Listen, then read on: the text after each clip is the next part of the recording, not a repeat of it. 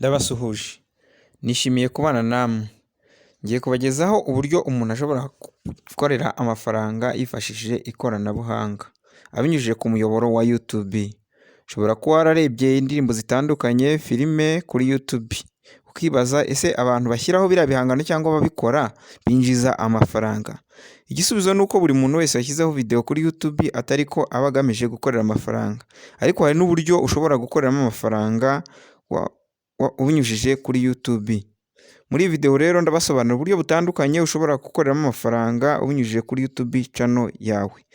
Ikintu cya mbere kibanza rero ugomba kuba ufite email.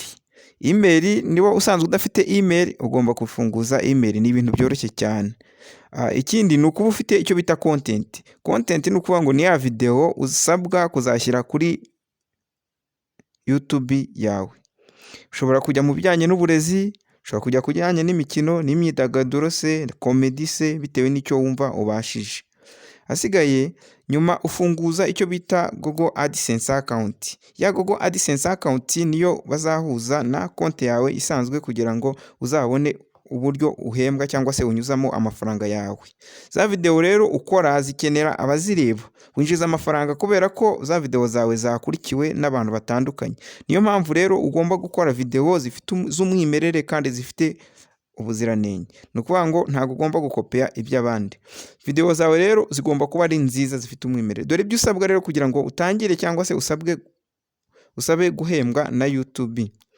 Icya mbere ni ukuba ufite views cyangwa se amasaha 4,000 barebye video zawe mu gihe cy'amezi 12, icyo bita watching time.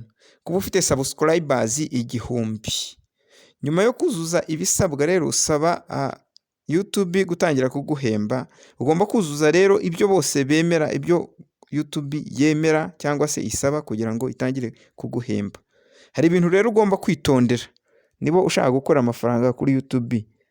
Ntabwo ugomba gucika intege, umenya ko ibintu byose byo gutangira birushya.